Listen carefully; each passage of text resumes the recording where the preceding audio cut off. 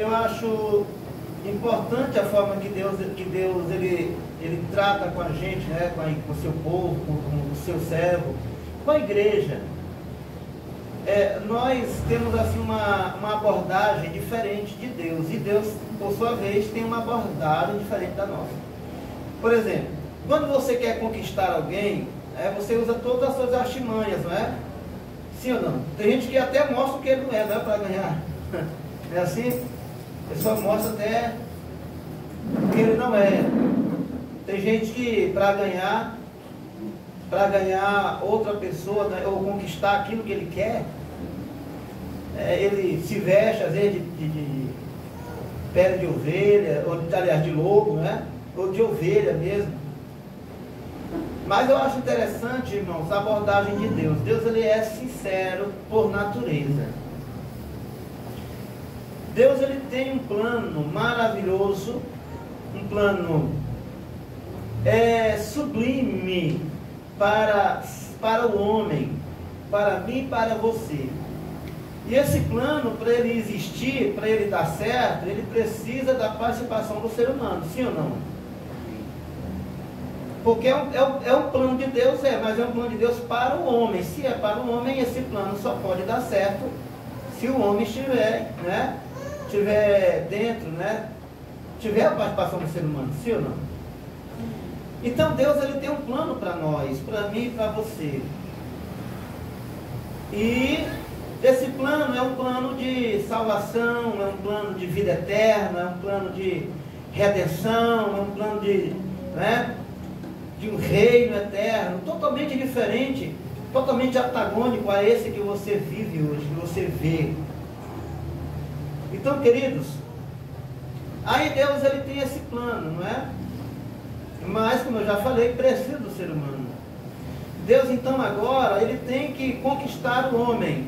É interessante, né? Que nessa história, no meu ponto de vista, era o homem que era para conquistar a Deus, né?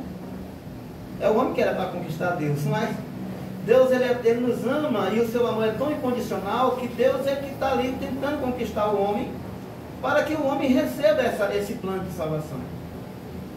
Ora, se fosse qualquer um de nós, tu não quer não, porque eu estou nem aí. Eu já tinha encerrado já lá no começo, quando eu disse, olha, não coma, porque se comer morre.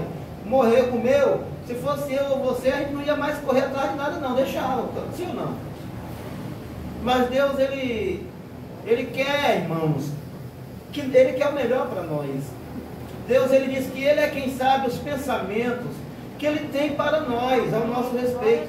E ele diz que são palavras dele, que são pensamentos de paz.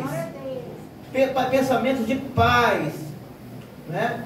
Amém. Para que nós alcancemos aquilo que nós almejamos. Então, os pensamentos de Deus para nós é um pensamento de paz. Amém, queridos? De paz. Muito bem. Então, Deus ele vai salvar o homem. Concorda com a palavra? Quem concorda? Ele vai salvar o homem. Esse é o seu plano. Mas para ele salvar o homem precisa querer. É ou não é verdade? E Deus, então, agora, ele chega para nós, para o ser humano, e apresenta o seu plano de salvação. Olha, esse plano, vocês estão condenados à morte. Mas eu tenho um plano aqui, infalível, um plano para salvar vocês. Vocês querem? Interessante, né? Veja como é que são as coisas. Tem muita gente que diz que não quer. Muita gente que não quer esse plano. Deus está trazendo um plano para salvar o homem. E diz, tu queres? E muitos não querem. Pastor, quando é que isso acontece? É quando a pessoa, depois de ter ouvido a mensagem de salvação, você diz assim, você aceita a Jesus, aceitar a Jesus é aceitar esse plano. Aceitar a Jesus, não é? Confessar a Jesus é a mesma coisa de dizer assim, Senhor, eu aceito o teu plano de salvação, porque o plano de salvação está em Jesus. Entendeu? Então é interessante isso. Aí Deus agora tem que convencer o ser humano. Aí você chega para Deus e diz assim, sim, como é que é esse plano? Não, meu plano é tu me aceitar.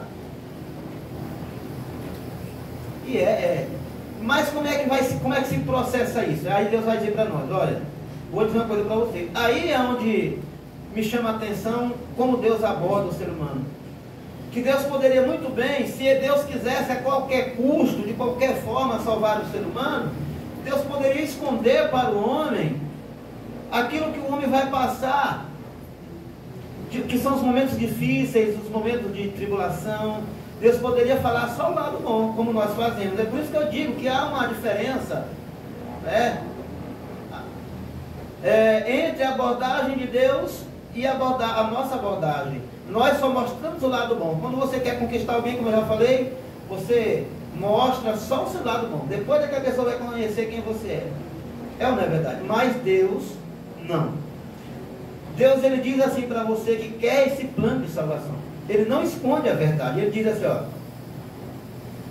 porque haverá tão grande aflição como nunca houve desde o princípio do mundo até agora, nem tampouco haverá jamais. Olha, e vou dizer mais para vocês, viu? Quem quiser esse plano, eu vou dizer para vocês. Vocês vão passar por luta, tribulação, angústia, sofrimento, momentos de tribulação, momentos de angústia. Vocês vão passar momentos de aperto. Vocês vão passar momentos difíceis. É aí onde eu noto a sinceridade de Deus. Ele não esconde o que vai com o lado amargo de servi-lo. Ele não, aí, pastor, existe o lado amargo? Existe. São as tribulações. Mas Deus, ele não esconde esse lado para nenhum de nós.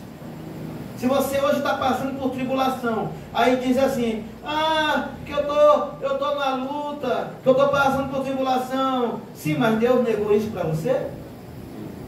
Deus omitiu para você a verdade? Deus alguma hora disse para você que se você o servisse, você não ia passar por luta? Porque o que eu estou lendo aqui não é isso. O que eu estou lendo aqui é totalmente acatagônico a essa crença de que você não vai passar por luta. Ele está dizendo que haverá tribulação, tão grande aflição. Na vida do crente tem aflição, né?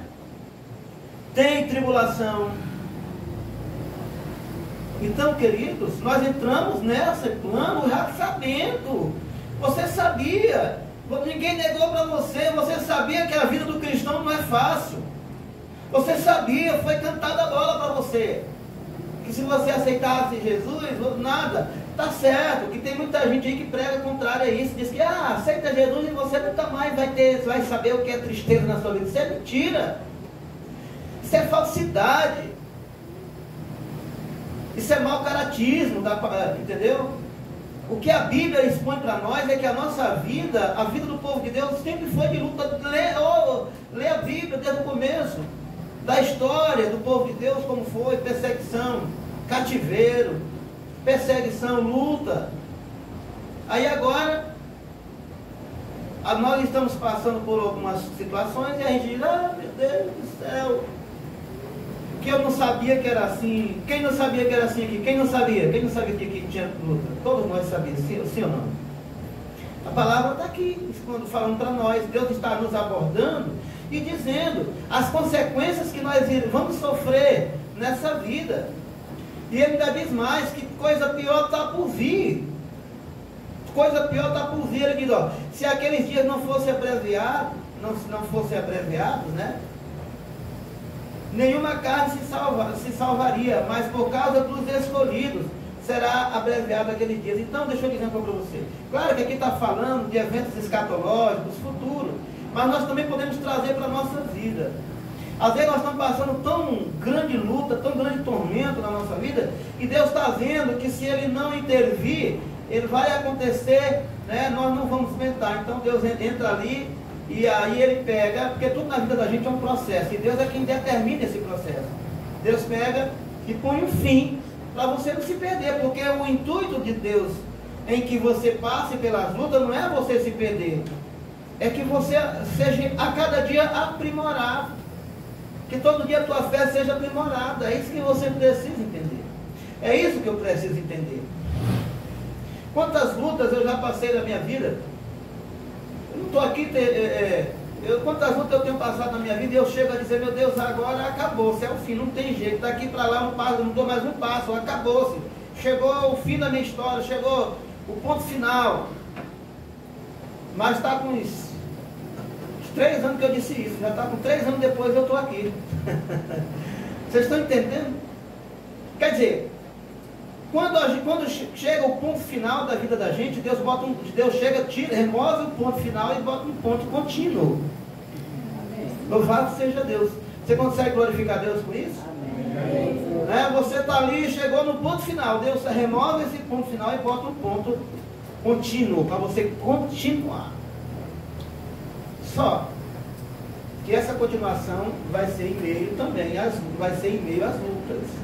E até Jesus vir, ou até a nossa partida dessa terra, irmão, a nossa vida será de muita luta. E não tem nenhum, nesse torrão de Adão e Eva para cá, depois que o pecado entrou no mundo, não tem um que permeou nessa terra, seja ele crente ou não, seja ele servo ou livre ou escravo, seja ele judeu ou grego, entendeu? Ele não tem nenhum que não tenha passado por luta nessa terra, todos. Não deixe o inimigo criar na sua cabeça essa imagem de uma vida perfeita, uma vida sem luta. Não existe isso.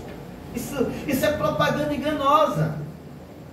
É propaganda enganosa. Tem luta, querido. Tem luta. Até porque você tem que entender que nós estamos lutando contra Satanás, contra o inimigo das nossas almas, o nosso opositor. E ele não vai entregar fácil. O que ele puder fazer para ele atrapalhar a tua vida, ele vai fazer. Não pense você, olha aqui para mim por favor, não pense você que você vai caminhar em direção à vitória e o inimigo vai ficar lá só olhando para você e vendo você passar na frente dele e vendo você receber a bênção. De maneira nenhuma. É só você lá ver o que foi que aconteceu com Daniel. Ele estava orando e o anjo vinha trazer a bênção para ele. O que foi que aconteceu? O inimigo se atravessou no meio, sim ou não? E passaram-se quantos dias? 21 dias, se eu não me engano, né? Porque teve que vir um outro anjo, né? E lutar contra o inimigo para que a bênção chegasse a ele. Então, quando você... É importante que você entenda isso. Que o inimigo não vai ver você caminhando em direção à bênção e ele ficar só de braços atados e dizendo, é assim mesmo. Não, ele vai lutar para você desistir. Para atrapalhar o teu caminho, a tua trajetória. Entendeu?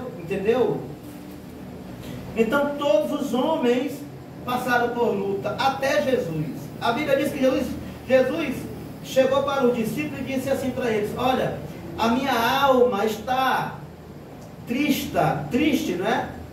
Está abatida até a morte. E quando ele está lá, a Bíblia diz que ele saiu sangue, não é? O sofrimento dele ali, a angústia dele produziu sangue. Que angústia foi aquela?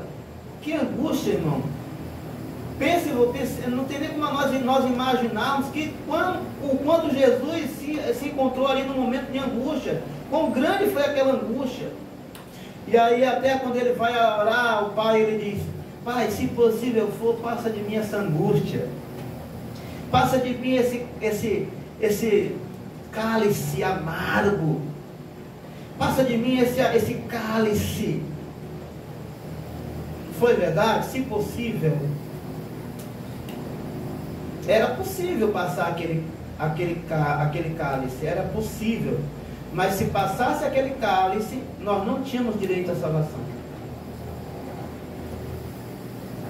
Era só ele ser resgatado e acabou-se. Era resgatado e nós aqui era que ia ficar sujeito a... Não ia, né? Vocês estão entendendo ou não? Mas para a salvação do ser humano era necessário que ele passasse por aquela situação. Ou seja, sabe o que eu aprendo com isso? Que toda a situação existe um preço a ser pago. Se você quer chegar a algum lugar, você tem que pagar um preço. Se você quer meter a mão na bênção, você tem que pagar um preço. Se você quer uma casa, você tem que pagar um preço. Se você quer um bom emprego, você tem que pagar um preço e é estudar não sei quantos anos e nunca para de estudar. Para você poder ter uma vida melhor, sim ou não? Então tudo tem um preço. Então se Jesus, que ele, como de fato ficou patenteado, que o plano e o desejo de Jesus era nos salvar, então não tinha como ele se livrar daquele cálice. E tinha se ele desistisse de nós. Entenderam ou não, queridos? Mas Jesus não quis desistir de nós. Ele estava, Jesus, ele estava decidido a pagar o preço por mim e por você. E é por isso que no capítulo 31, no capítulo 8, né, no versículo 31 em diante, de Romanos, diz assim, ó: que diremos à vista dessas coisas? Que coisas são essas? Lá não é dito não, mas lá no final do texto vai dizer que coisas são essas. É quando ele diz a espada, a fome, a perseguição, as alturas, a profundidade, os principados, as potestades. É tudo isso. Então lá no começo ele já começa dizendo assim, ó: e o que diremos à vista dessas coisas, de todas essas lutas que a gente enfrenta? Aí ele vai dizer: se Deus é por nós, quem será contra nós? Ora, aquele que não poupou, presta atenção, a Bíblia está dizendo que Deus não poupou o seu único filho, antes entregou por nós. Deus entregou o seu filho por mim e por você. Aí ele vai fazer um questionamento. Ele questiona e diz: por acaso alguém que dá o seu único filho, ele pode negar outra coisa? Não. Aleluia. Se Deus deu o filho dele por você, ele não vai negar a tua casa, ele não vai negar o teu emprego, ele não vai negar a salvação da tua família, ele não vai negar a restauração do teu casamento, ele não vai negar a comida na tua mesa, ele não vai negar a cura, o milagre na tua vida. Por quê? Porque ele não poupou o seu próprio filho. E se Deus quisesse poupar o seu filho, primeiro ele não tinha mandado, mas digamos que aí ele mandou. Se Deus quisesse poupar o seu filho e não a nós, quando Jesus está orando e diz: Senhor, passa de mim esse cálice, ele diz: ah, meu filho, pois é agora, né? Não, meu filho, aí não tem como passar, né? O próprio Jesus diz, né? Às vezes a gente conjectura algumas coisas, né? Para ficar mais legível, para as pessoas entenderem o que a gente está querendo dizer. Tem coisas que a gente fala que é só conjectura, não está na Bíblia. É importante que a gente fale isso. Então, Jesus, ele sabia que não tinha como passar dele aquele cálice.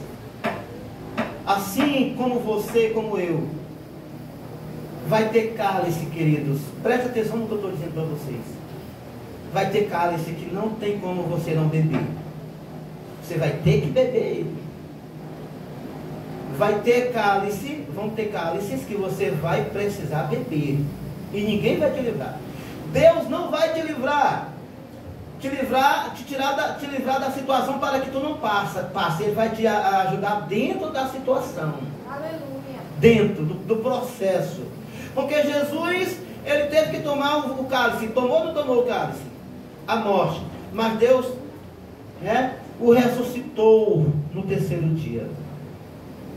Louvado seja Deus. Então, irmãos, cada um de nós, a exemplo de Cristo, tem os nossos cálices que a gente tem que tomar. E Deus não negou isso para você, não. Sabe o que Deus diz?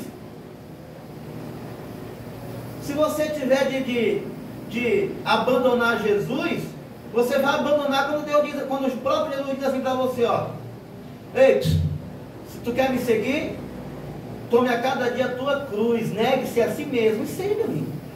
É nessa hora que quem não tiver fé e quem não tiver propósito, nega, porque, meu irmão, né, negócio é esse. Eu já quero me ver lá longe de sofrimento.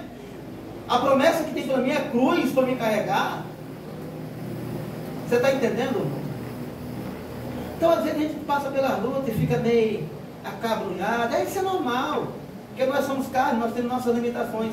Mas é importante que você entenda que isso é um processo na sua vida, faz parte da vida do cristão. Faz parte. Se você entender isso, você vai ter mais força e mais vigor, mais ousadia para encarar essa luta. Se você conseguir entender que é um processo na sua vida, que faz parte do teu chamado, então você vai dizer assim, então se tem propósito, então eu vou continuar. Se tem propósito de Deus, eu não vou desistir. É bom que você entenda que não é só você que passa por luta, não. Não é só nós que passamos. Os nossos heróis na fé, eles só foram heróis, eles só estão na galeria dos heróis porque eles passaram, eles enfrentaram a luta. As lutas que nós não queremos enfrentar hoje, eles enfrentaram. É por isso que não é à toa que o nome deles estão lá não, na galeria, não. Ali teve gente que enfrentou a morte. Ali teve gente que teve perdas. Porque tem gente que o crente não perde nada. Perde sim, só que depois Deus repõe em dobro. Louvado seja Deus. Jó não perdeu? Deus impediu dele perder? Deus impediu dele perder? Não. Mas o que foi que aconteceu com Jó no desfecho da história? Deus deu com abundância. Deus enriqueceu Jó. Enriqueceu Jó. E diz que o último estado dele de riqueza foi muito maior do que se ele já era rico. Imagine agora. Mas ele teve que passar pelo processo. É por isso que esses homens estão lá.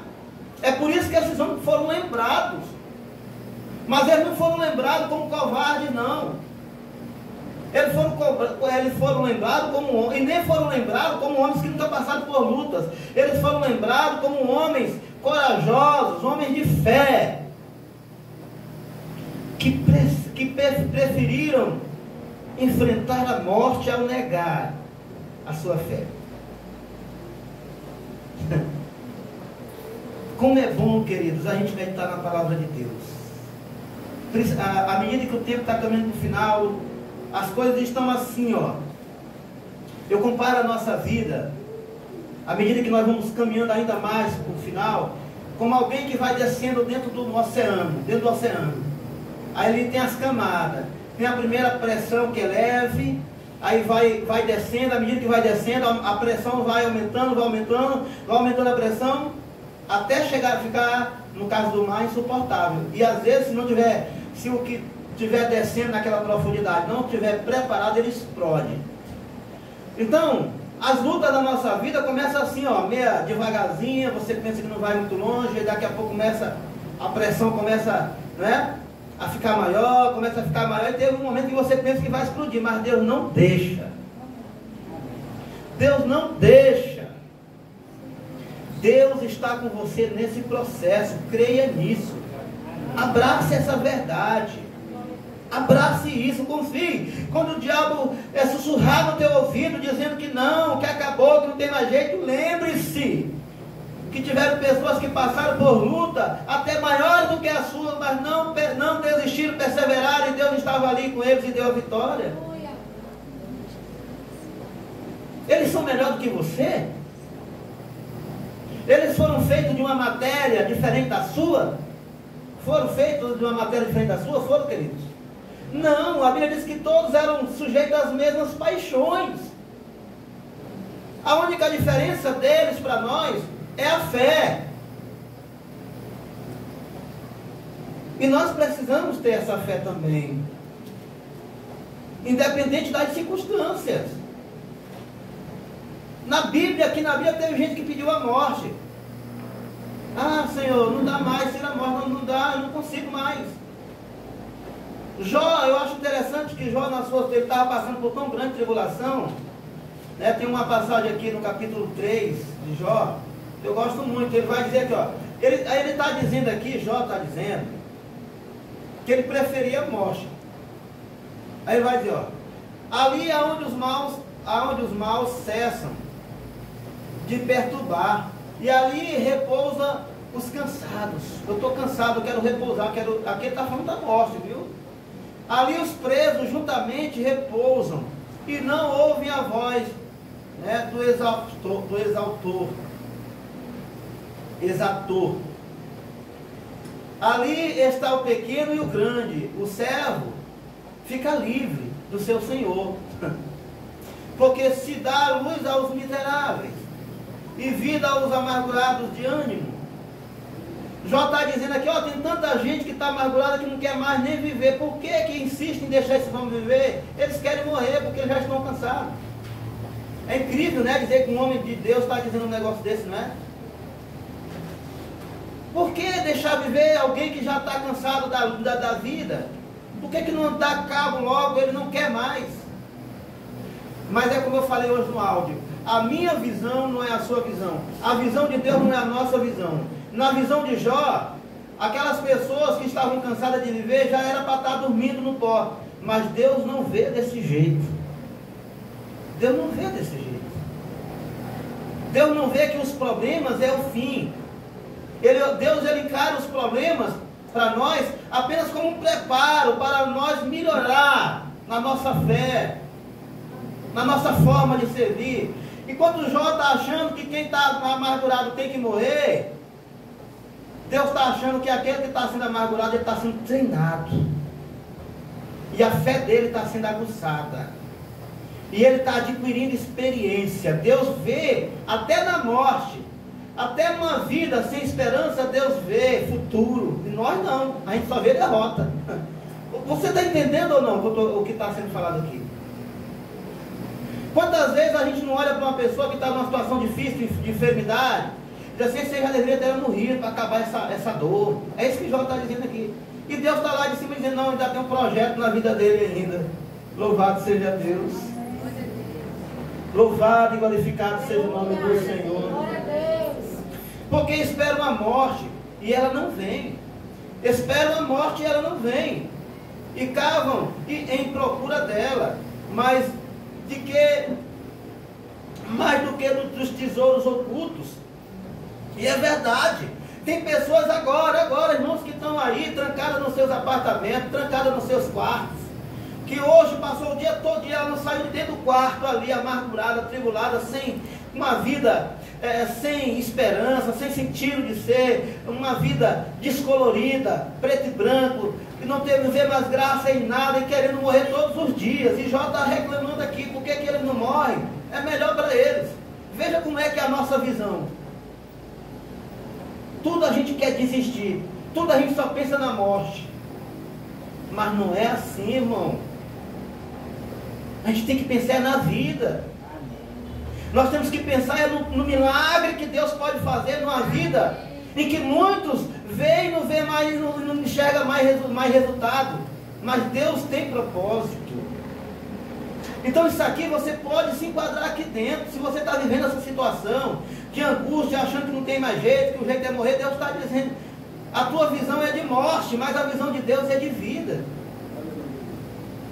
A tua visão é de fracasso, a visão de Deus é de vitória. Você está entendendo ou não? Porque se dá luz a homem cujo caminho é oculto, e quem Deus o encobriu? Porque antes do meu pão, olha o que é que ele vai dizer aqui, ó. Porque antes do meu pão vem o meu suspiro. Você sabe o que é que Jó está dizendo aqui? Jó estava tão atribulado, eu vou dar um exemplo para vocês, que quando ele sentava assim na mesa, ele não tinha prazer de se alimentar, de comer a comida. Ele sentava e ficava triste assim, e vinha aquele suspiro de tristeza, aquele suspiro de agonia. Ele não tinha prazer. Chega um momento na vida do ser humano que ele não tem prazer em comer, ele suspira. Aquele suspiro de morte, de ofegante, de quem está desanimado. Você entende isso? Quem já fez isso? Já teve esse suspiro? Todos nós já tivemos esse suspiro, sim ou não? Né?